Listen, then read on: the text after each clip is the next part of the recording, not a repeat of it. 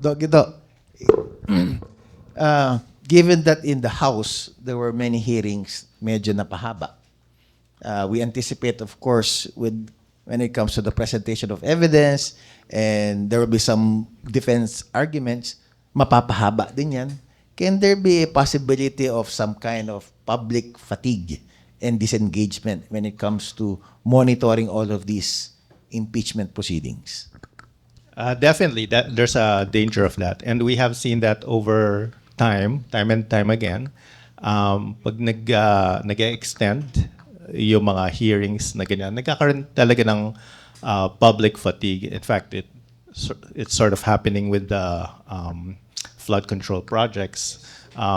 People want to have closure more immediately. So by having drawn out hearings and these proceedings, definitely nagkakaroon ng public ng fatigue from the public's viewpoint. So of course that will not affect the legality of what's going on, but at least in terms of the public perception, at some point the sentiments could change when there's fatigue. For example, there might start to become some sympathy for the person if if it becomes more drawn out. So these are things I think need to be considered. But I think for the Congress, I think they're basically done. So it's going to be now in the ball's going to be in the Senate from now on. In monitoring these online discourses and data, Doc Guido,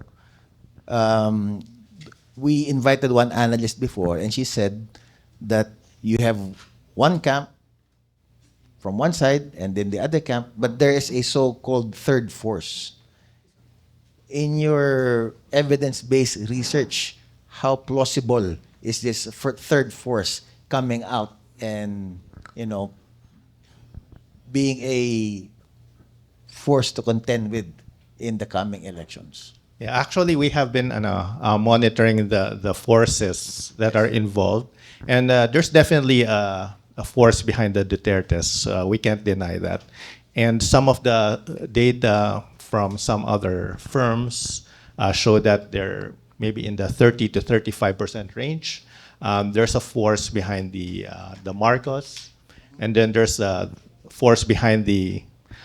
I hesitate to call them opposition because they're no longer, for me, the opposition, but from the camp of former Vice President Lenny. That's another force. But there's actually another group which self-identify as independents, and these are the swing voters. So these people can move from one group to the other. So the reason, for example, that the Vice President got an overwhelming number back in 2022 was because a lot of the independent voters supported her, and that's why she got around 61% of the vote. But not all of that are from her core voters. I just want to add quick lang.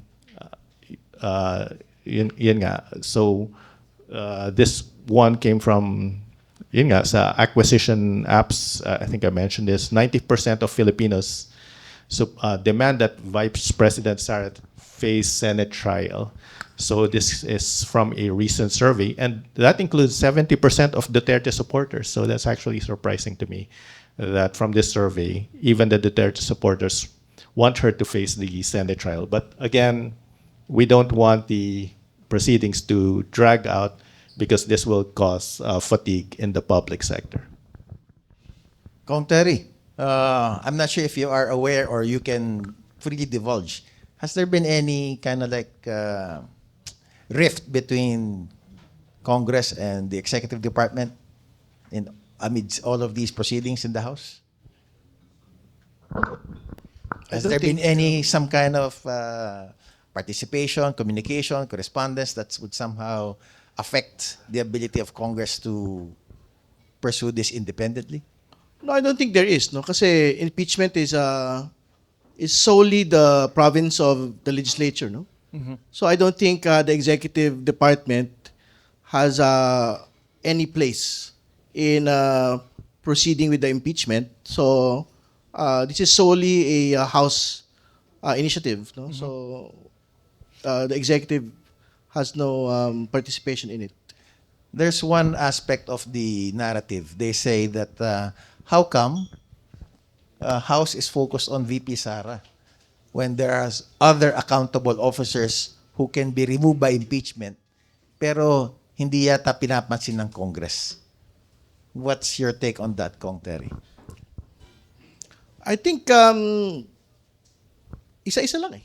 Kumbaga, tingin ko naman pwede hong panagutin lahat po ng mga taong kailangan ng panagutin. It just so happened that this is the first in that entire list of impeachable officers that can actually be made accountable. I don't know of any information from other impeachable officers who had actually misused confidential funds. I don't know of any of the list of impeachable officers that has 6.7 billion in total transactions. Hindi ba? I don't know of anyone in that list that threatened the president. So, that is the reason why there is impeachment today. But again, accountability mechanisms outside of impeachment, tuloy naman ho yun eh. Kasi, for example, at the level of the ombudsman, may mga nakasalang pong mga kaso laban sa lahat ng sangkot sa flood control corruption at the level of the House and at the level of the Senate. So, hindi po yung totoo na it is just VP Sara that is being singled out. No? The reason why you have impeachment today is because of these three things. 6.7 billion in total transactions, 448 million in confidential funds misuse, threats to the president. That is on her. That is not on us. That is not on the public. Thank you, Kong Terry. Let's bring the media questions over. Please, go ahead. Usual drill. Kindly state your name and your media outfit.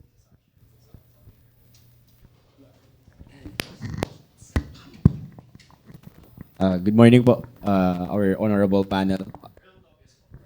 Sound. Earl IVC. First po, Congressman Terry Redon, sir. Ibig sabihin, sir, sa Lunes, May 11, kasado na ang paglusot ng impeachment case laban kay VP Sara Duterte. At ibig sabihin po ba nun, for the first time in our history, siya ang unang-unang vice-presidente na may impeach ng dalawang magkasunod na taon sa Kamara. Tama po yun. Siya po yung nag-iisa, bukod tangi, na impeachable official na may impeach po ng Kongreso ng 2 beses. No? So I think that needs to be stated. Hindi lang ng Kongreso, kundi ng 2 magkaibang Kongreso. She was impeached by the 19th Congress and she will be impeached by the 20th Congress on Monday. Kung nakaraang taon na pornada po yung impeachment trial, is there any obvious, logical, political reason, sir, for the Senate to not proceed with the trial itself? Again, we will leave it to the Senate to make that determination. They have their own rules po in impeachment.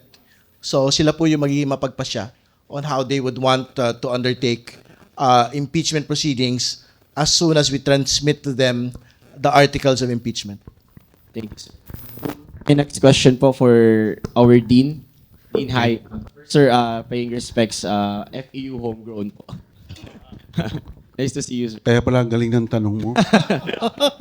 Attorney, you mentioned a possible existence of a public court wherein the Filipino people would be the judge apart from the senator judges.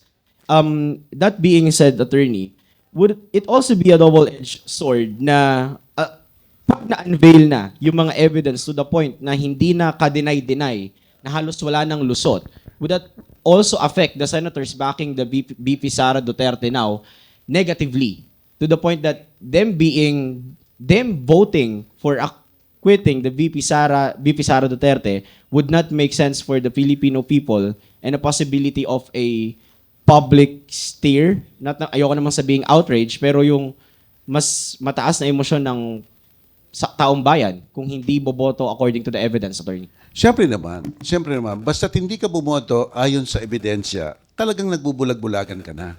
Di ba? Ibig sabihin, wala nang lugar ang iyong pagboboto. So therefore, talagang nakakapantig yan ng tenga, nakakainis yan, bakit ganyan ang ginawa mo, convict, inacquit mo, or acquit, kinonvict mo, talagang hindi Hindi na makatarungan yan. Kaya you could even question the humanity of these people, no? How could you do that, no? Number one.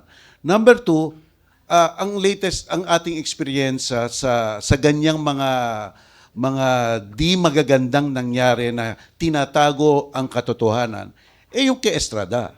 Yung kay Estrada, lumabas ang mga tao at alam naman natin na nangyari. Natanggal siya, no? Pangatlo, yung tanong na ano ngayon ang mangyayari kung ma-impeach na si BP Sara at binigay na sa Senate. Para sa akin wala silang choice. They have no choice. They are not anymore Senate as a legislature. They are now the court. Kamukha ng Court of Appeals, kamukha ng Supreme Court. Basta't naghain tayo ng kaso sa kanila, hindi majority ng Supreme Court ang magde-decide, kukunin ba natin to? Hindi kukunin nila yan at magde-decide lang sila sa the end of the day, sa decision. Talagang dapat automatic yan. Kaya ako nababahala doon sa sinabi ni Senator Lacson na parang ang sabi niya, yung depende pa to sa majority, bobotohan pa natin to. Para sa akin, kung nakikinig si Senator Lacson, mali yun. Sapagkat nakalagay sa ating sa ligang batas, trial shall by the Senate forthwith begin. Isang utos yun, isang command yun ng konstitusyon. At hindi mababago yan ng majority vote ng ating mga senador. Kaya nababahala talaga ako doon. Ang sinabi nga lang ng Korte Suprema doon sa nakaraang desisyon, bibigyan namin kayo ng leeway, pwedeng yung forthwith, pwedeng mahaba, pwedeng mahigli, pero preparasyon lang. For you to prepare, pero not for you to have any discretion. So wag natin gawin ang Constitution na a word of action nagiging a word of discretion. Ano yan? Beyond ano na yan? Nag-iimbento na talaga. Nag-iimbento na. Binabago na ang hugis ng ating konstitusyon. Yun lang ang para sa akin. Last question.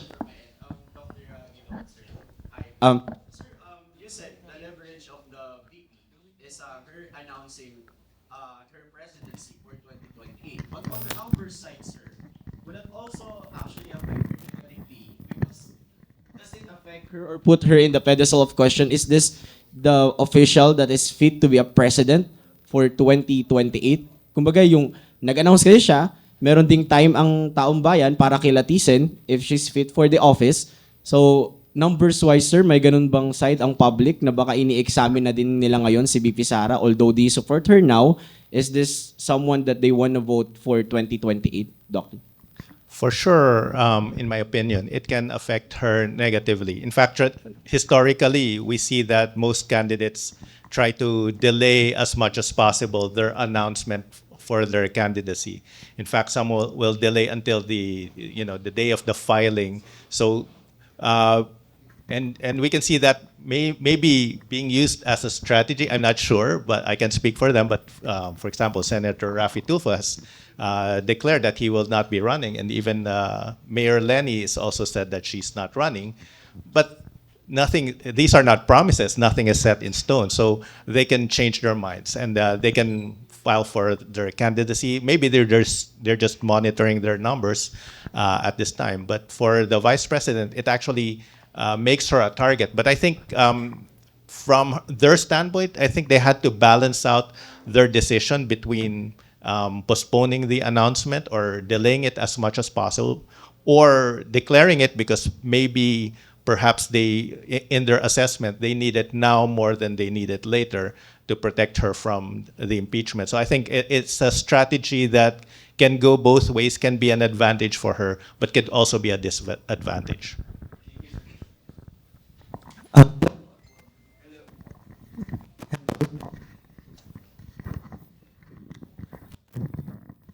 Hello po, I'm Lance. Good morning from Newswatch Plus.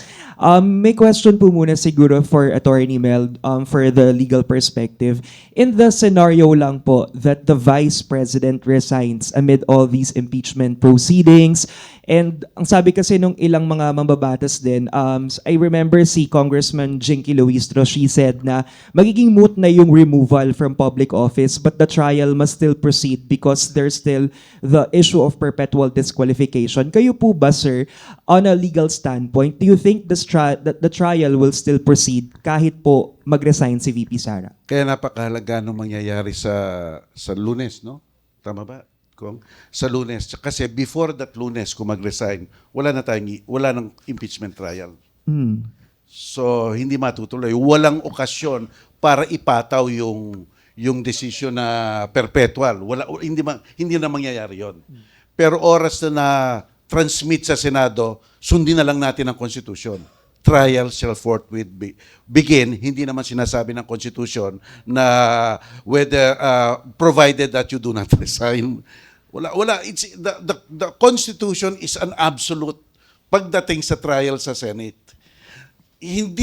At pagkatapos sa trial sa Senate, sinabi ng Constitution, nahain na sa inyo ang alituntunin, kayo na rin ang bahala.